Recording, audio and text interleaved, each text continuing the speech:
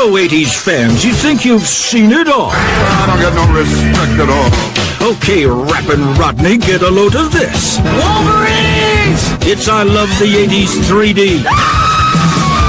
And this is 1984. Come 84, it all changed.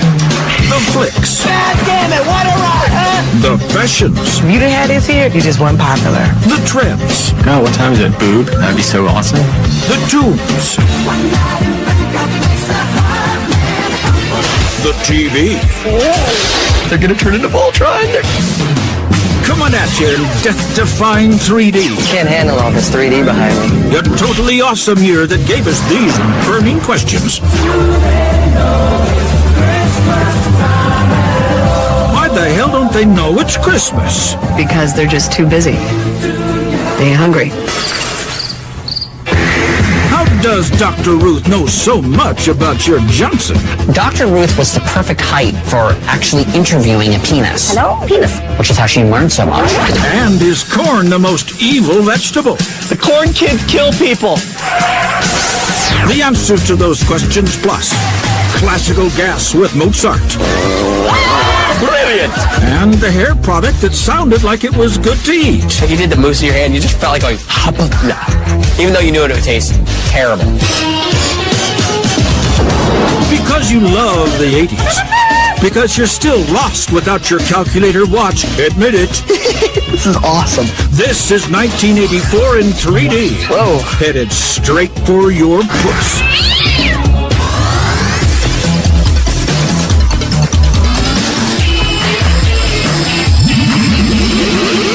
I love the 80s. 3D. I love the 80s. I love the 80s. 3D. Wolverines! Wolverines! Wolverines! Red Dawn is about the Russians and Cubans invading the heartland of America. The Russians? Cubans. Apparently, corn supply in the USSR had dropped to a dangerously low level, so they needed to invade Iowa. Let's go. They somehow managed to scrounge up rocket launchers and wreak havoc on the entire Russian army. They used sticks, they used trees, they got a hold of some guns. They were kicking Soviet ass. Not bad for a bunch of kids, huh?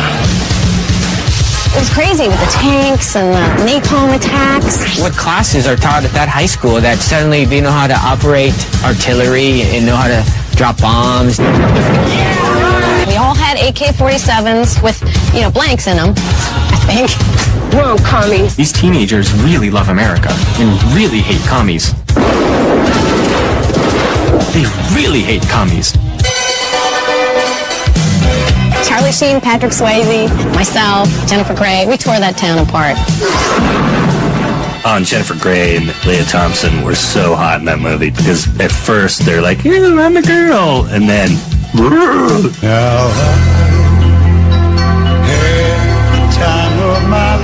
The most important thing that happened in Red Dawn was that Patrick Swayze and Jennifer Grey got together and they found out what incredible chemistry they had. Swayze and Grey were like, you know what, this is really awesome, but this movie just didn't have enough gay dancing in it. And then they went on to star Dirty Dancing.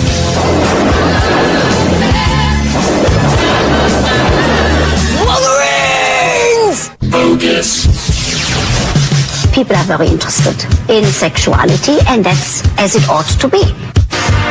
Dr. Ruth is this small lady with a heavy accent that talked the most openly about sex that me at 12 years old had ever heard. First find out if that touching does something to you. I'm an old woman with an odd voice shaped like a fire hydrant. Listen to my sex advice. The same position every single time is going to become boring. Dr. Ruth was this big, and she sat on your shoulder. Hello? And she told you about sex. Good sex. Dr. Ruth was the perfect height for actually interviewing a penis. Hello? Penis. Which is how she learned so much. Can I say for the record that I would love to bang Dr. Ruth? I wonder if I was snug with Dr. Ruth. I bet you should be a freak, though. I think I would have just because she thought she knew about sex. Give him an orgasm whenever he feels like it. Dr. Ruth made it okay to say the word penis. The woman feels the pressure of the penis inside the vagina. You need to insert the penis. But you can do it at the speed that you want to. And people are like, enjoying your erection. I was like 13, going, yeah, I'm gonna enjoy it. Masturbate 4 hours each day. You hear that, erection?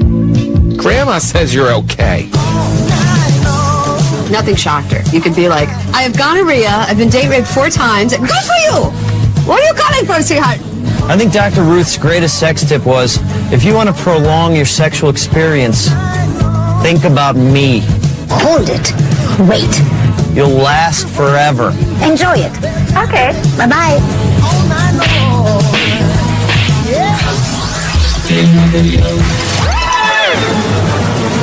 Bangkok, Oriental City, if the city don't... One Night in Bangkok by Murray Head. Once again, one of the greatest rock and roll names of all time. Diamond David Lee Roth, The Star Child, Paul Stanley, Sting, Bono, Murray Head. Why only one night in Bangkok? Like, you wouldn't even get over your jet lag. That can't be any fun. So one night in Bangkok, I slept all night. I don't know where Murray was from, but it was like kind of this Europop German rap.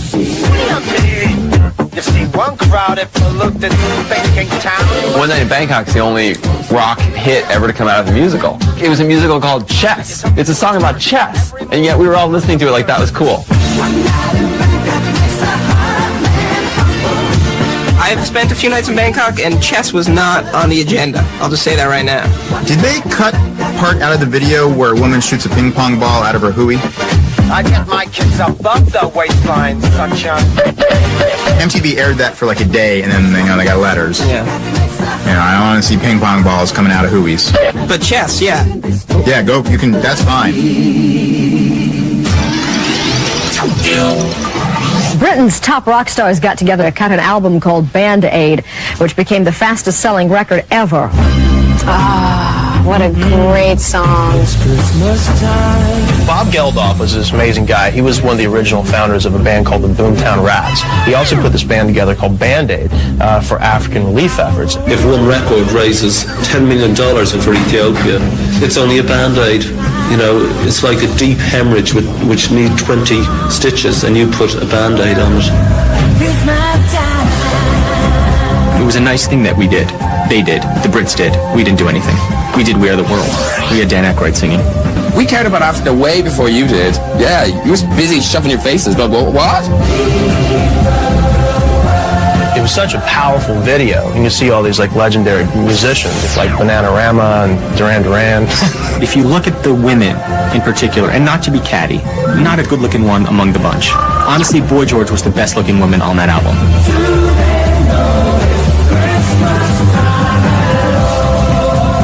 Everyone remembers Bono's line.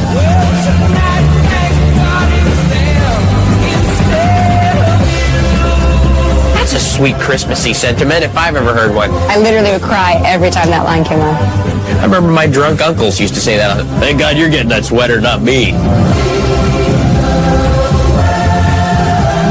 Underneath it all, Do They Know It's Christmas was really about converting Africans to Christianity no matter what it took. If they don't know it's Christmas now, they damn well better pretty soon or they ain't getting any of our food. I remember being like, wow, maybe they don't know it's Christmas because they're just too busy being hungry.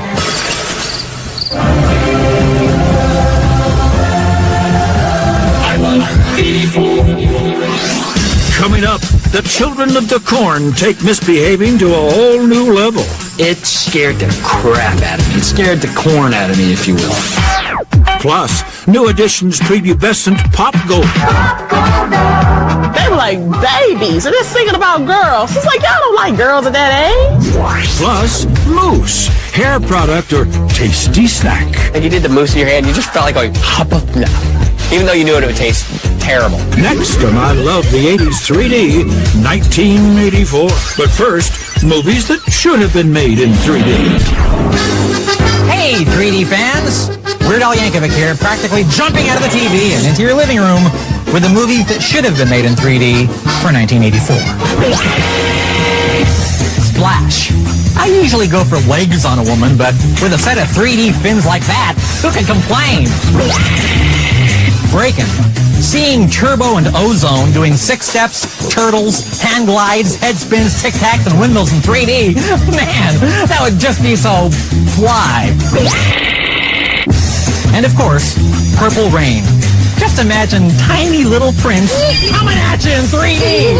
Ooh, scary. And there you have it, the movie that should have been made in 3D for 1984. Because 2 dimensions just aren't enough.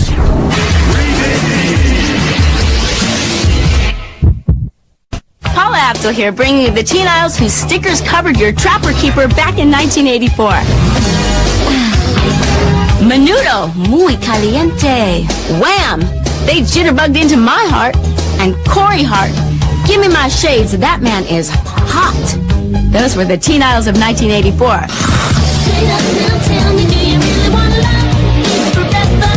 You really want to love them forever. I love the The children of the corn. It scared the crap out of me. It scared the corn out of me, if you will. Outlander! Children of the Corn is a movie about a young couple trying to escape from a town where all the local children have ruthlessly murdered all the adults. It's not as funny as it sounds. They've sacrificed them to a demon that lives in the corn. I love it. I love anything where kids go nuts. There's a boy preacher named Isaac. Question me not, Malachi. That guy's frightening. He's like hard to look at. Whoever casted him was like, you know what? I don't even think we need makeup. What are you talking about? Should we use makeup? Make you scary? Put some horns? No, you're fine. I act according to his will. My favorite was the evil redhead Malachi. Bring him the blood of the Outlander! Malachi was Carrot Top's doppelganger. Every family's got one redhead, and it's always just a big joke, like, well, Jimmy will end up in jail just because he has red hair. Nothing worse than a redhead. Look at Danny Bonaducci. Are you telling me he's never had a murderous thought before? The best part of that movie is when they sacrificed him on a corn cross. Scarecrow crucifix thing, and the effects at the end took me out of the film just a little bit. And then he came back from Malachi.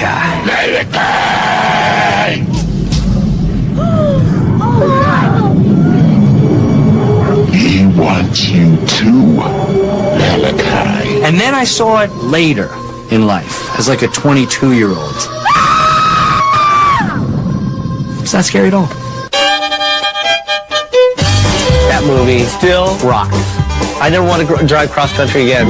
If I saw corn, I was like, speed up, go. The corn kids kill people. Oh my God. New Edition, my favorite group of all time. Ronnie, Raffy, Ricky, and Mike, and Bobby. I remember New Edition. Run DMC used to open up for New Edition. They were the Jackson 5 of the 80s. Nobody had come along since the Jackson 5. I think Candy Girl was almost like ABC, Candy Girl. Ooh, Candy Girl. And I want it there. It was like the same exact song, you know, different lyrics. That's very Michael Jackson. He sounded like Michael Jackson on that one. I thought that was a little Mike. I'd say Michael's a little too old for that, isn't it? I love those guys. I mean, come on, they're like legendary. And they were fun to dance to. Oh, they're great. Newest thing around. The New Edition. They were like babies, and they're singing about girls. It's like, y'all don't like girls at that age.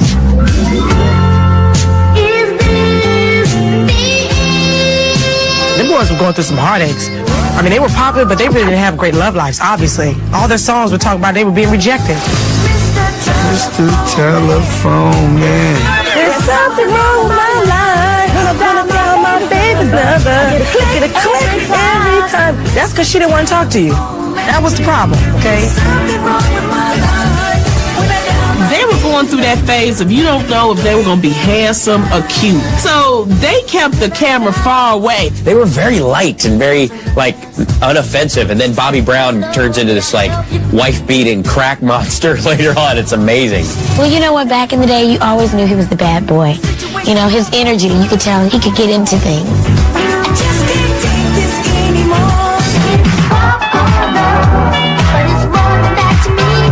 They were the greatest boy band at the time. Everybody loved New Edition. They're going to make a comeback, and when they come back, you guys are going to really respect them. You know what mousse can do for your hair. Oh, wow. And how? Moose and Bangs. No, it was not a cop show. It was a horrible hair choice. I'm pretty sure that it was invented somewhere in New Jersey. When people are like, check this out, put this in your hair, and it'll totally look like garbage in 15 minutes. New Moose X whole shine, body that just won't quit. Well, I remember when Moose first came out, I thought it was like a dessert. And just you wanted to bite it, too. You ever, like you did the mousse in your hand, you just felt like going, even though you knew it would taste terrible. The harder and stiffer your hair was, the hotter you were. There are people they buy mousse by the truckloads. It's crazy. Oh my God, it's growing! You could never judge the proper amount of mousse because it expanded. We see it just keeps expanding. You were just supposed to use it with discretion. But a lot of us in the 80s had no discretion because we were on drugs. Everybody needed to have these curled, like, claw hammer bangs that were like that. They were, like, hard, man. You had to take the hair roller and it was like a shield for your forehead. Mousse and bangs and the blow dryer. Oh, this definitely was the prep for the mall. And you put the mousse in, and then you hold it. Or I would do the curling iron in one thing to the side to try to make it flip up. And that motion of whoosh. People would only worry about what's in front. No one would worry about the back. It was like ratty and like, bedhead. It was awful. It was actually disgusting. I still use mousse.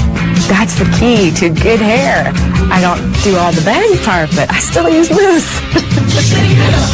I love 84. Coming up, Mozart's gassy greatness. It's like, brilliant. Plus, the football magic of Incy Teensy Doug Flutie. He just winged the pig better than anyone I ever saw. Next on I Love the 80s 3D, 1984. But first, Chuck Woolery here with the best on-screen hookup of 1984. Long Duck Dong and Lumberjack in 16 Candles. He's a foreign exchange student from out of town looking to cut loose. She's a large, hulking high school student looking for a man.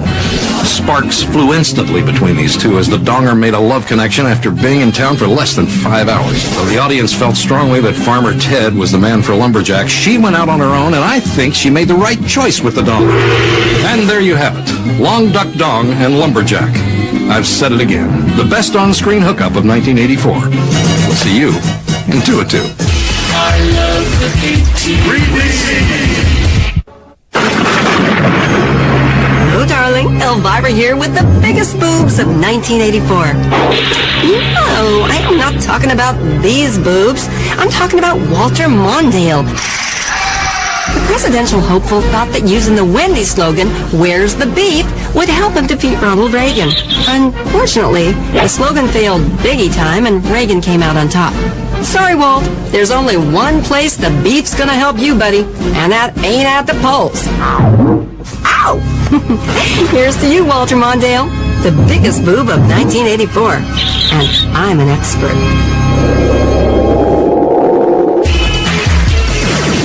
I love the 80s.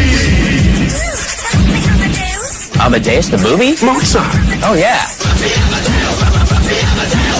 Amadeus won 8 Oscars, including Best Picture. It's got classical music, a lot of people in powdered wigs. This movie was designed by scientists to win Oscars. Tom Hulce plays Wolfgang Amadeus Mozart, one of the greatest composers of all time, one of the greatest idiots of all time.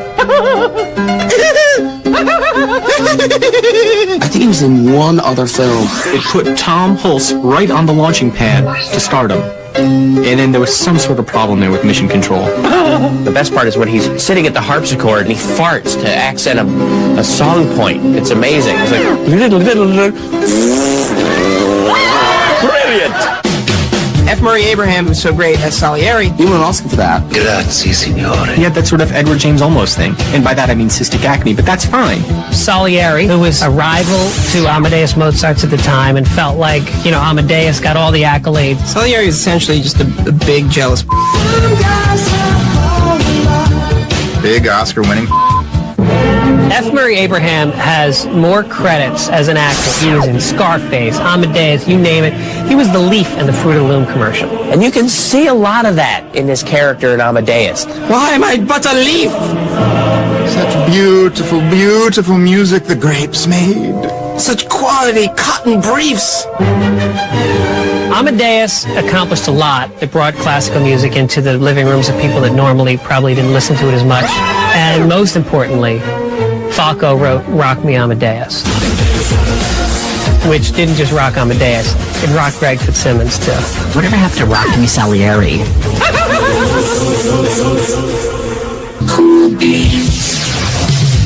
Sports Illustrated calls him Magic Flutie. He is Doug Flutie, the tiny quarterback at Boston College, the most exciting college football player since O.J. Simpson. The only thing Boston College had going for him that year was little Doug Flutie. Here's a guy who's like really short, shouldn't be playing football. They say he doesn't have that strong of an arm. He was like 5'4", and he just winged the pig better than anyone I ever saw. Here he was, going toe-to-toe with the defending national champions. Live from the Orange Bowl in Miami, Florida, it's the Eagles of Boston College versus the Miami Hurricanes. Boston College has no chance to win. They stay close. Doug Flutie drops back. You got big guys chasing him. The Miami kids, they're all 7 foot plus. He's dodging him, he's dodging. Doug cocked that arm back. You see little number 22 just throw that ball as far as he can. Throws it down. Caught by Boston College. Oh my God, they've won the game. Doug Flutie has won the game. Unbelievable. I don't believe it. Doug Flutie has done it. Boston College wins. When did the Hail Mary ever really work? Oh, Flutie was a god. They renamed God Flutie in Boston. Oh, it must have been crazy. It must have been like similar to when we beat the Yankees. One of the 10 greatest moments in sports history. Easily. Top 12. Easily one of the top 15 moments in sports history. If you don't rank it in the top 30, you're crazy.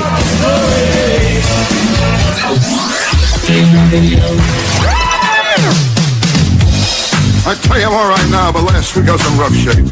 I don't get a break with nothing. Rapping Rodney was big. I was an ugly kid. I never had fun.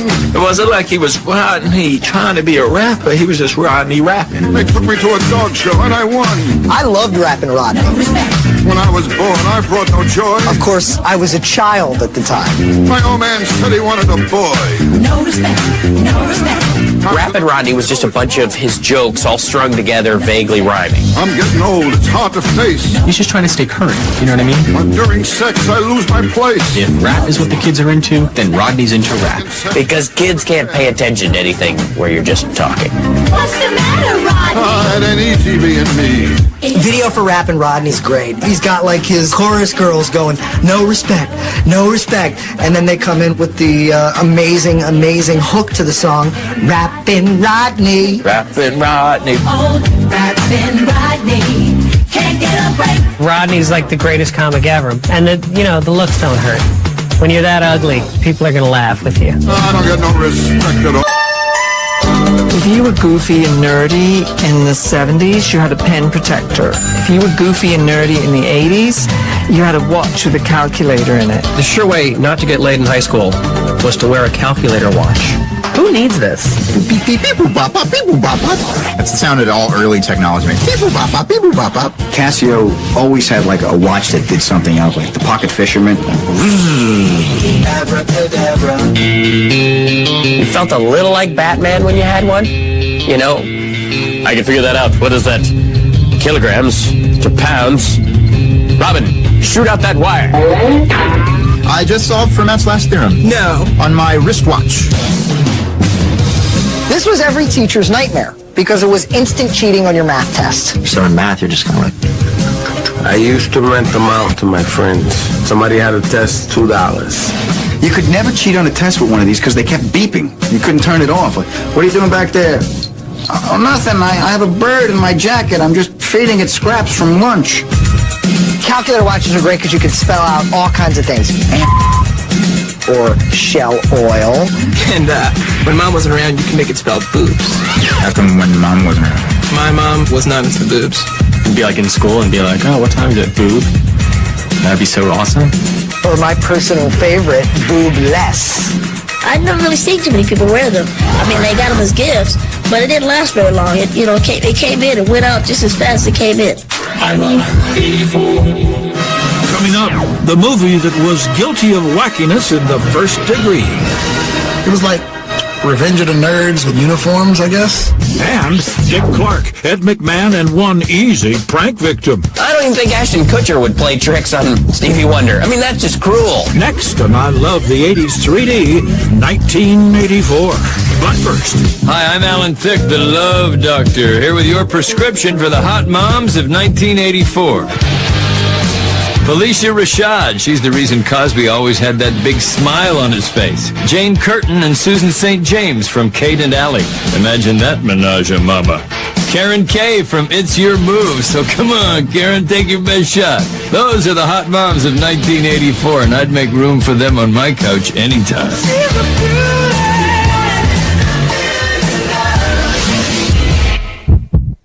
Hi, I'm Emmanuel Lewis, here to school you on the pop culture term of 1984, boy toy. This term is a slang phrase often used by a woman or a girl to describe her desire to be the plaything of a young man or boy. For example, that tractor steam is such a boy toy, made popular by Madonna, who wore it on her belt. The meaning now also refers to a young man who is the toy of a much older woman. That was the pop culture term of 1984. Peace. I love the 3D. Romancing the Stone was basically Raiders of the Lost Ark light. Romancing the Stone was somebody sitting around going, how do we take Indiana Jones and make it a romantic comedy? I would love that. It was romantic, and Michael Douglas is this rugged guy out in the jungle. Was it Michael Douglas or Harrison Ford? Michael Douglas. Michael Douglas. John Wilder, welcome to Columbia. Meow, Kathleen Turner. Kathleen Turner was so sexy. Oh, did I have a crush on Michael Douglas, but Kathleen Turner looked good too in that movie. If you had any kind of manners, if you... They are searching for this crazy, gigantic, huge stone. I'm stealing this stone. I'm not trying to romance it out from under her. And there's a lot of twists and turns with a very small little Danny DeVito running around.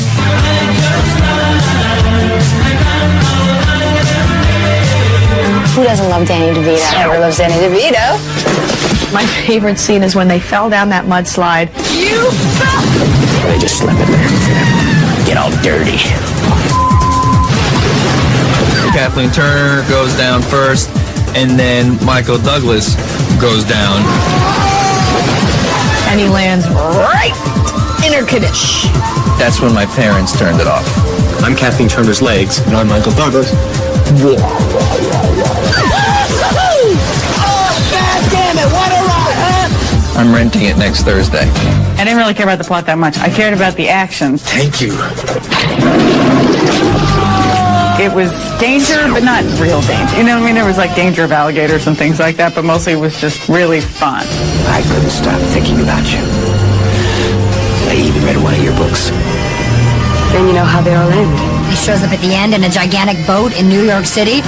What? You're amazing. Take me away on your boat. I love 84. Designer shoelaces were amazing. Shoelaces were a blank canvas screaming out for art. And they were just like shoelaces, but they were designer. So that's how that worked. Not everybody understood it, but it's kind of technical. You'd buy a pair of shoes and you'd have to buy the designer shoelaces to go with it. If you'd have had this here, oh man, ooh. You just weren't popular. I remember every kid in school had to have something on their shoelaces. But this was a girl thing, wasn't it? Designer shoelaces were not just for girls. I had them. And I'm sure some other guys had them. I had my name on some. I had like I Love and then a roller skate. A whole day you would walk around school just putting your foot out like, yeah, check this out. If you actually needed to tighten them up to do anything, you'd end up with this much shoelace in the shoe and this stuff all over your foot. So it's basically an attempt to kill children. You got some money if you had these. You had some class.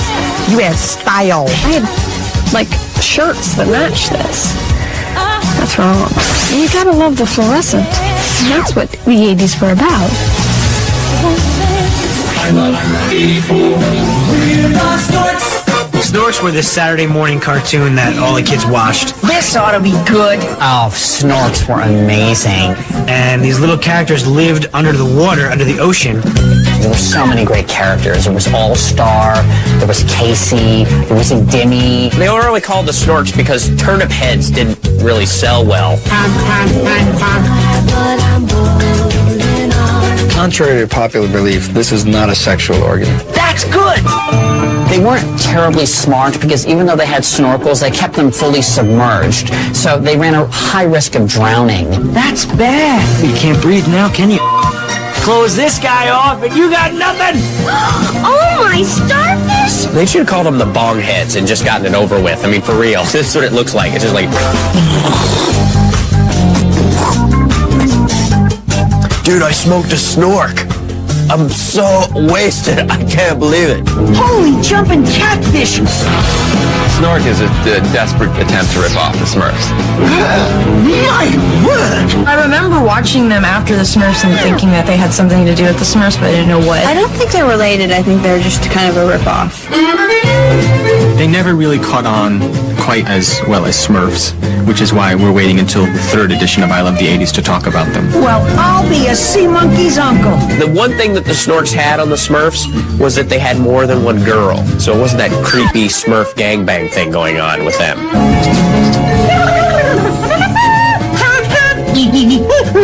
I love 84. In 83, you know, it was okay to have a floor-length chinchilla, and that was just the men. You should see what the women were wearing. Come 84, it all changed. They were animal rights activists, and they marched down Fifth Avenue lightly clad, protesting the fashion of fur. People for the ethical treatment of animals named PETA said, you know what, you guys are wrong. You shouldn't be wearing fur coats. PETA decided that they were going to kick the whole anti-fur thing up a notch and start throwing red paint on people. People would pop out of nowhere and throw red paint on their fur coats. How fun is that, throwing paint at old rich ladies? I always thought they should have thrown skinned weasels on them, or skinned meats, you know. Like, you could have the coat, but here, take the rest of the animal as well. Our aim is to make every man or woman who wears a fur coat in public embarrassed for having done so. Come on, Peter. Throw paint on this. Come on. Is this, what? Genuine chinchilla? Natural. All natural. It's fashion. And I'm allowed to look really, really hot.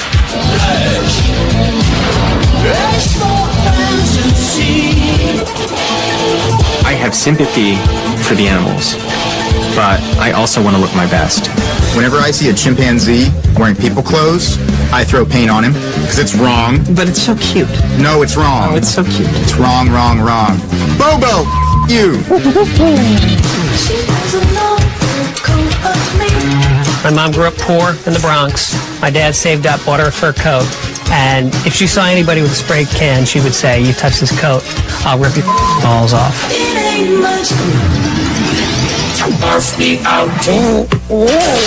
TV bloopers and practical jokes with Ed McMahon and Dick Clark. TV bloopers and practical jokes with Ed McMahon. TV bloopers and practical jokes with Ed McMahon and Dick Clark was really frummy. Welcome to TV's bloopers and practical jokes. The hosts were people who relatively unfamiliar to television viewers. Dick Clark and Ed McMahon. Ed McMahon and Dick Clark would just laugh their asses off at other people's misery. Did you see that stupid ass? High five, Dick and Ed. Yeah, woo! Oh. The premise was practical jokes for famous people. This was Ed McMahon's Punk'd. The actors never reacted in that much of a shocked manner because Dick Clark was friends with these guys. You were on TV's Bloopers and Practical Jokes. Y'all ready to get funky? Remember Lindsay Wagner? She got stuck in a bear trap.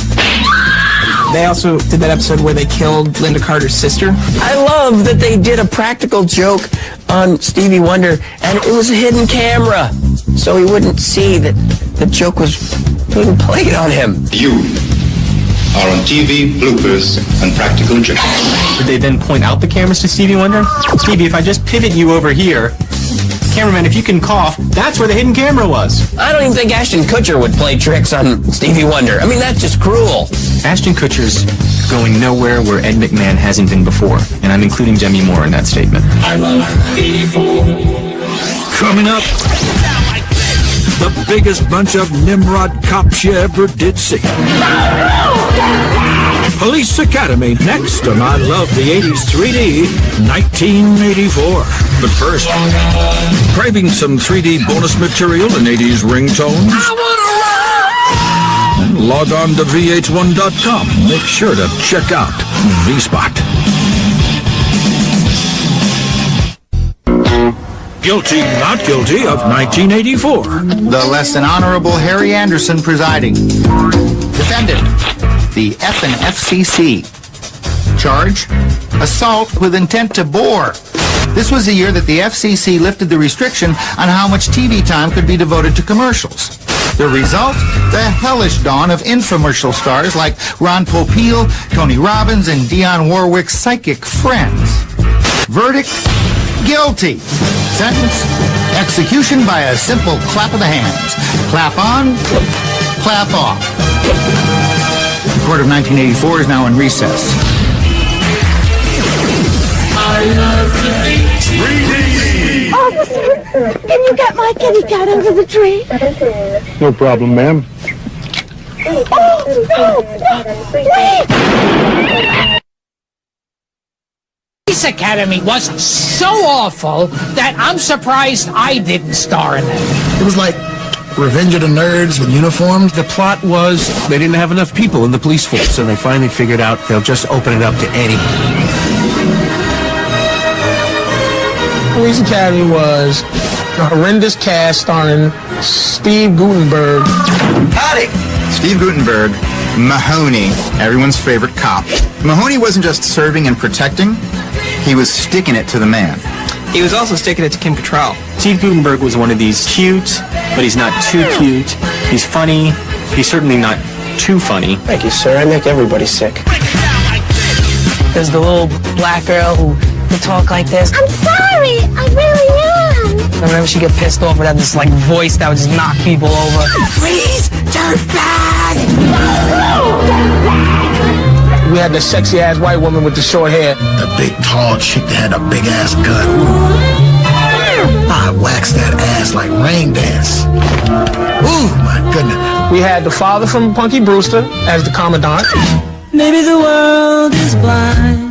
Oh, Punky Brewster turned out to be a hottie, didn't she? Oh, I think she had like a triple E or something, but her back started hurting, so she got like a breast job. What was the crazy artillery guy's name? I don't know what his name was. Used to love like shooting things. I don't remember character names. Tackleberry. Tackleberry was a bad, bad dude. If I don't remember character names from Police Academy, I got problems. That means I got way too much time on my hands. Introduce yourself around, man. Only thing I remember was the one black dude who could make all the sounds, you know? Nobody makes mouth noises like Michael Winslow. Amazing! What else can you do? Helicopter. Bumblebee? Somebody's eating a cheese sandwich.